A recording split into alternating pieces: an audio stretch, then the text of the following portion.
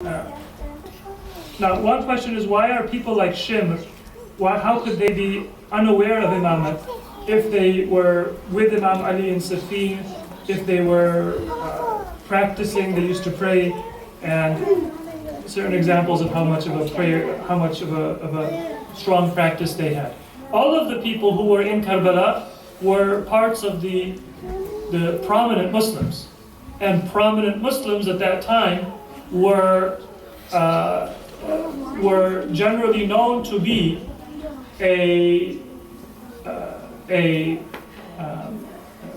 part of the religious and political life of society.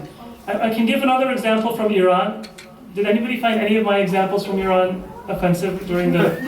Alright, so I don't want to cause a problem.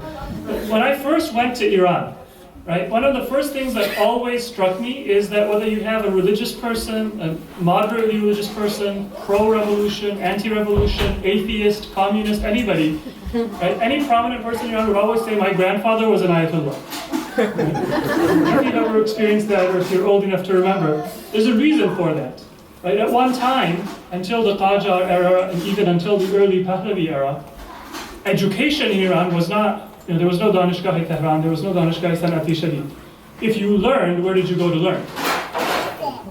You went to a maktab, right? And then you went to a hawza. And as you were studying Sa'di and as you were studying arithmetic, you were also studying sarf and nahab and fiqh.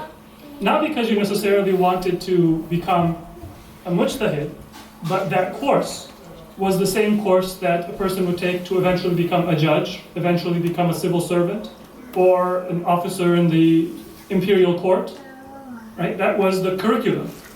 Does that mean everybody who went through that course was very religious?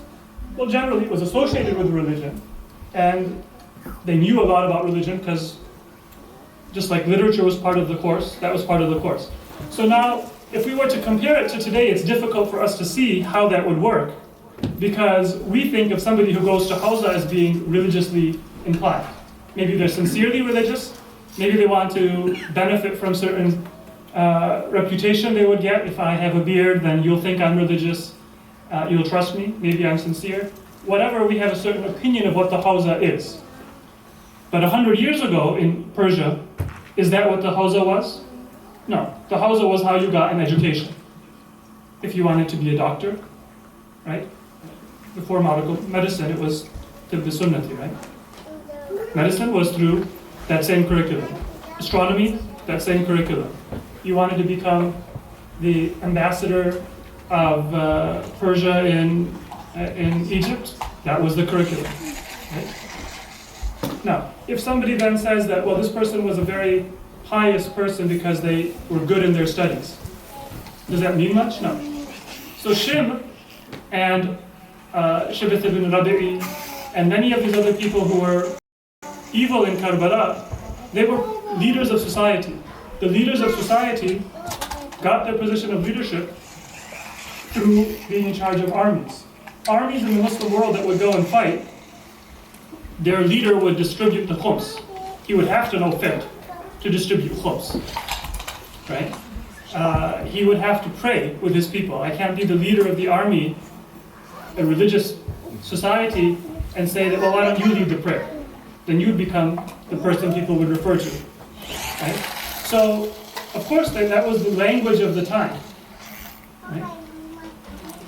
So does that help understand that? Don't think that because Shemr would come and ask fiqh questions that he was religious. Today, religious people care about fiqh and irreligious people don't care about fiqh. But it's more similar to how even today, our history of the Imams was not just a romantic child's history. Children's kind of have a hero and a villain. They were just as complex as people today, as societies today, politically, economically, in terms of personal motivations. And if we understand that complexity, then we'll derive better lessons for how to live in today's society. That doesn't mean, because it was complex, that therefore the Ma'sumin are not a perfect example. They're a perfect example, but their response was not just a response to everybody else's Yazid. There were people who were Yazid, and there were people who were strong believers, but not in the right principles. There were people who were strong believers, but weak in practice, and every other kind of complexity that we had in any human society.